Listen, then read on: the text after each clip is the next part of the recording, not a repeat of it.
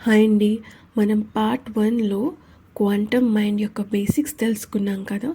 అంటే అణువులు ఎలా బిహేవ్ చేస్తాయి అండ్ మన ఆలోచన తీరు ఇప్పుడు దాకా ఎలా ఉంది, ప్రపంచం అంటే ఏంటి దాని మీద.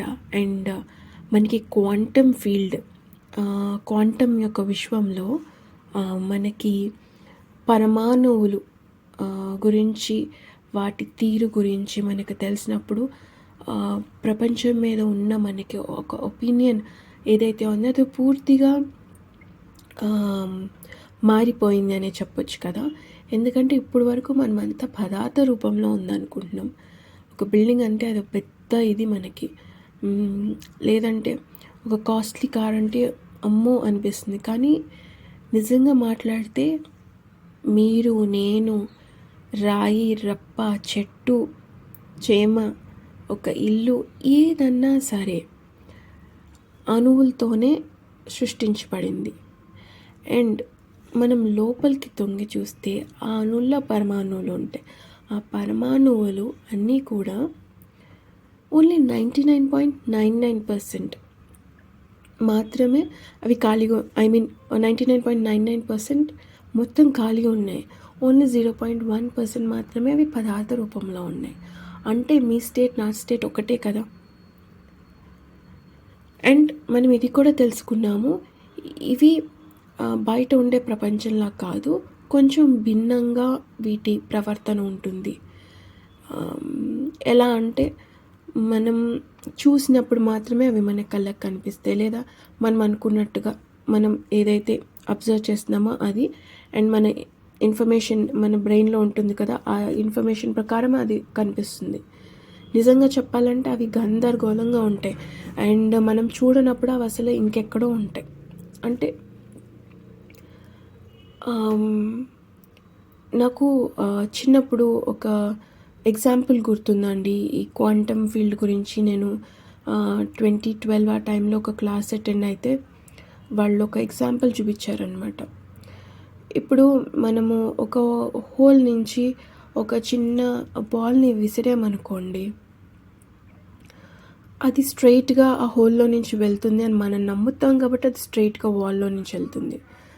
అదే క్వాంటమ్ ఫీల్డ్లో ఏంటంటే ఆ యాటమ్స్ అన్నవి అలా వెళ్ళవన్నమాట. డెస్టినేషన్ చేరుకుంటాయి, లేదా ఒక్కొక్కసారి ఇంకెక్కడ కూర్చుంటాయి. అవి మనం చూసినప్పుడు మాత్రమే అవి స్ట్రైట్గా వెళ్తూ ఉంటాయి అన్నమాట. మనం చూడనప్పుడు అన్నీ వంక టింకల్గా వెళ్తాయో, లేకపోతే ఎగురుకుంటూ వెళ్తాయో, లేదా ఒక దగ్గర నుంచి మాయమైపోయి ఇంకో దగ్గర నుంచి వెళ్తాయో, వాట్ ఎవర్ దే డస్. నాకు అది బాగా గుర్తుందనమాట. ఇప్పటికి అర్థమైంది అసలు ఎందుకు అలాగా ఏంటి అన్నది. ఇఫ్ ఎట్ ఆల్ మనం ఈ కాన్సెప్ట్స్ అన్నీ తీసుకుని మనం ఒక ఏమంటారు క్వాంటమ్ మైండ్తో మనకి నచ్చినట్టుగా మన ఫ్యూచర్ని మనం మార్చుకోవాలని అనుకుంటే, ఇప్పుడు ఉదాహరణకు ఒక పర్టికులర్ ఫ్యూచర్ ఈవెంట్ని మనం తీసుకుందాం అనుకోండి. ఒక నిర్దిష్టమైన భవిష్యత్తుని మనం ఊహించుకుంటూ ఉన్నాం అనుకోండి. అంటే మనం ఎక్స్పీరియన్స్ చేయాలనుకుంటున్నాం, అనుభవించాలనుకుంటున్నాం దాన్ని. మనం ఏం చేయాలంటే ఆల్రెడీ అది ఇక్కడ ఉంది అన్న పాసిబిలిటీ మనం నమ్మాలి. ఎందుకంటే అది నిజం కదా. ఆల్రెడీ అది ఇక్కడే ఉంది, కాకపోతే క్వాంటమ్ ఫీల్డ్లో ఎక్కడో ఉంది. మనమున్న ఈ స్థలం మరియు సమయానికి మించి అది ఇంకెక్కడో ఉంది.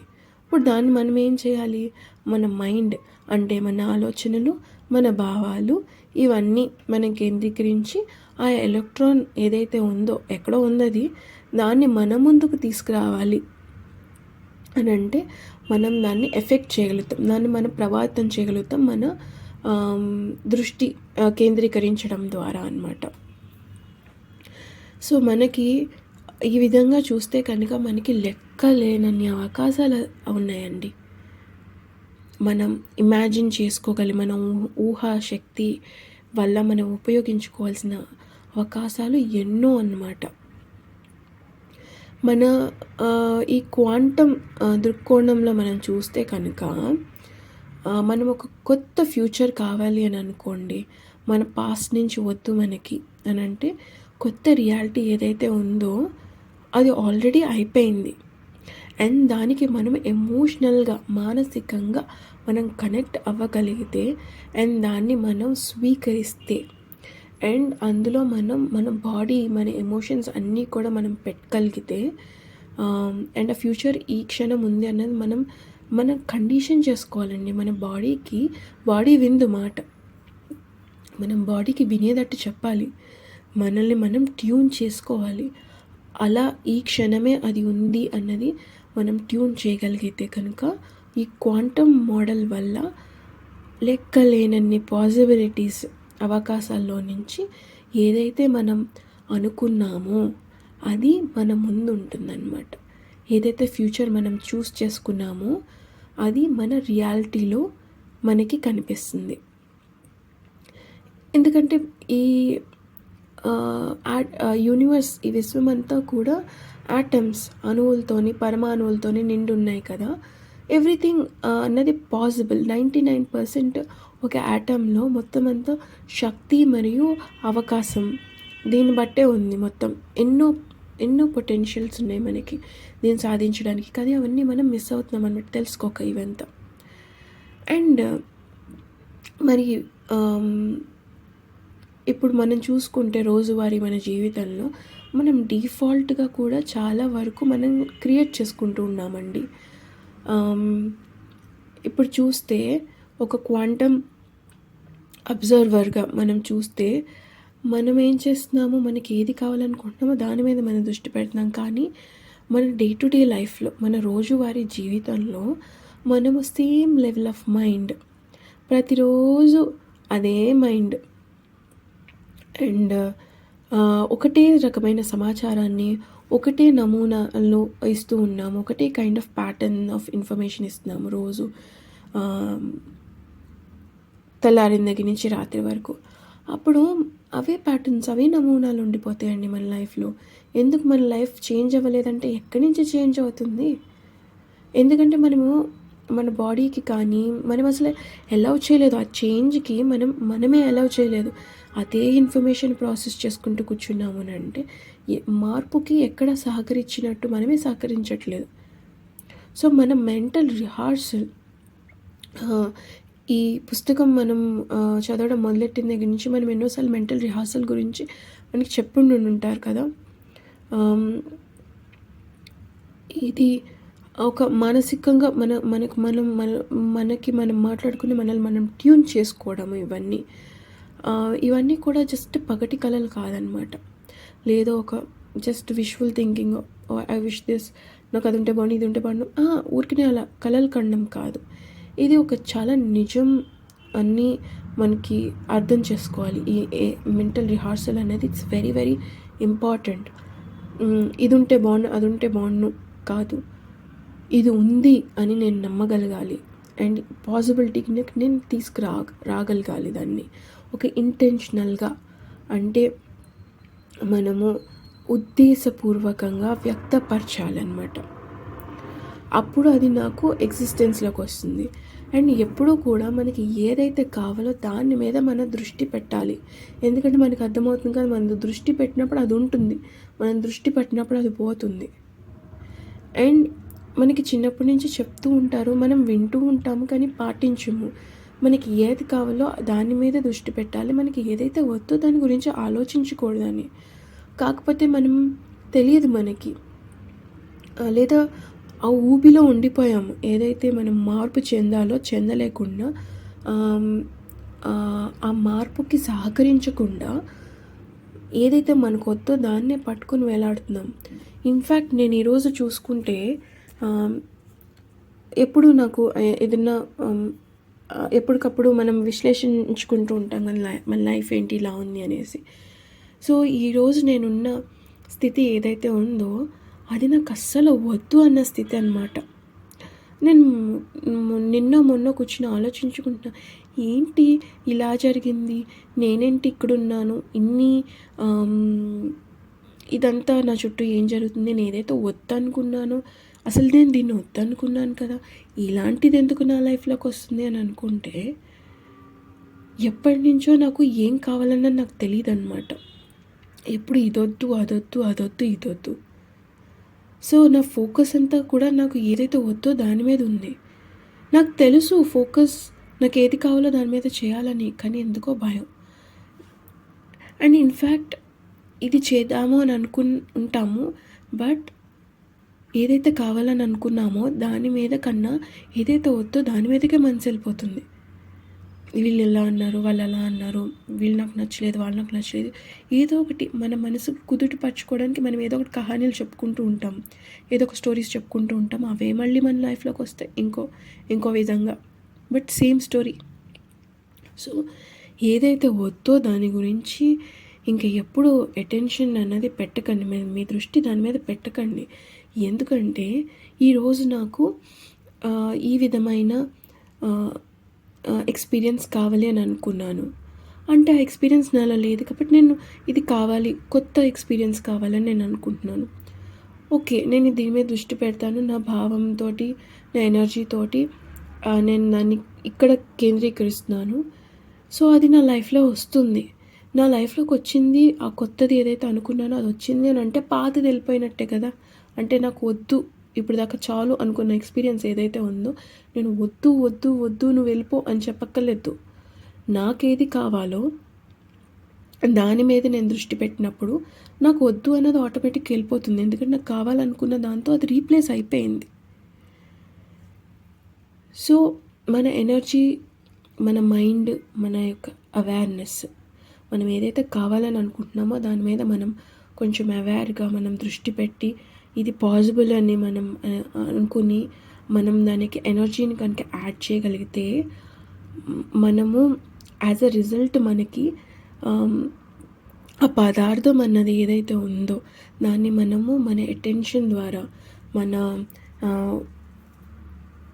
ఏమంటారు, మన అవగాహన ద్వారా, మన దృష్టి ద్వారా మనము దాన్ని స్థిరపరుస్తున్నాం అన్నమాట.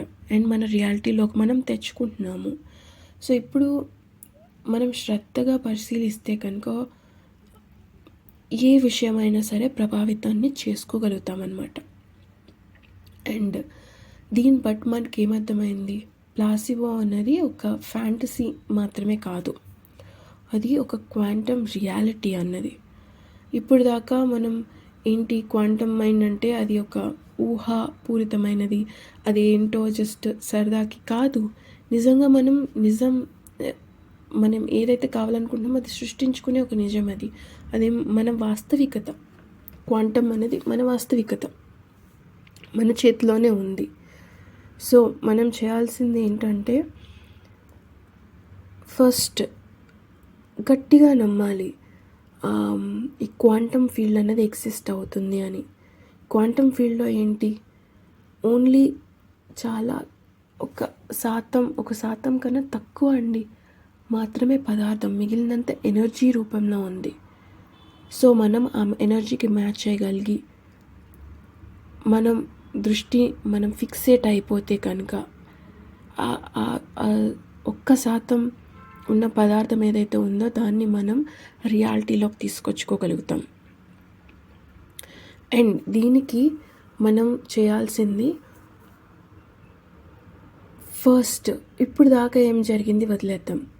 ఈ క్షణం నుంచి మనకేం కావాలి దాని మీదే దృష్టి పెట్టండి. ఓకే, నాకు ఏం కావాలో నాకు తెలీదు, కొంచెం తెలుసు కదా. ఏదొద్దో నీకు తెలిసినప్పుడు వద్దు అన్న దాని నుంచి మనం ఏం కావాలో కొంచెం తెలుసుకుందాం, దాని మీద దృష్టి పెడదాం. దాని నుంచి ఇంకొంచెం మనకు తెలుస్తుంది, దాని మీద దృష్టి పెడదాం, దాని నుంచి ఇంకొంచెం తెలుస్తుంది. ఎప్పటికప్పుడు అభివృద్ధి చెందుతూనే ఉంటాం. ఇప్పుడు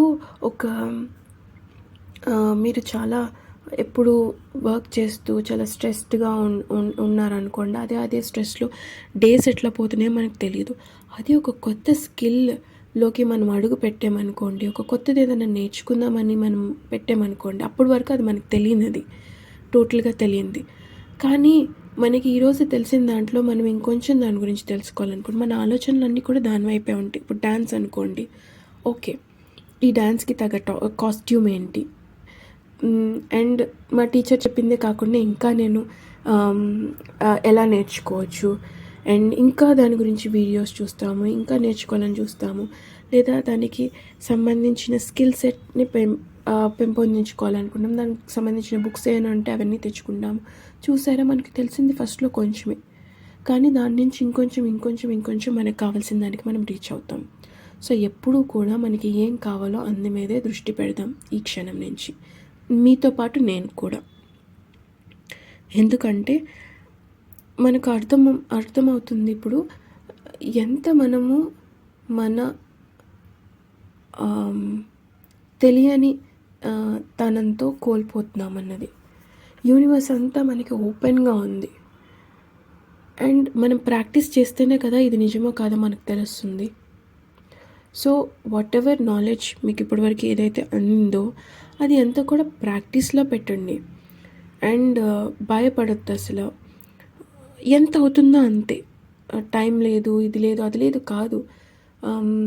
ఎంత మీకు వీలవుతుంది అంతలో. ఒకవేళ మీరు ప్రాక్టీసెస్ చేయలేకపోతే ఒక్కటి మీరు గుర్తుపెట్టుకోండి, పదే పదే మీరు అనుకుంటూ ఉండండి, this universe is more of a quantum field నుంచి మీరు చూడండి యూనివర్స్ని, క్లాసికల్ ఫీల్డ్ నుంచి కాదు. క్లాసికల్ అంటే అంత పదార్థము పెద్దది చిన్నది అన్నీ ఉంటాయి, ఇలా కాదు. క్వాంటమ్ ఫీల్డ్లో అంతా ఒకటే, అంతా కూడా ఖాళీ. Everything is like empty. ఆ ఎనర్జీని మనం డైవర్ట్ చేసి మనకు కావాల్సిందిగా మనం మార్చుకోవడానికి మనం సాయశక్తిలో మనం ప్రయత్నిస్తున్నాం.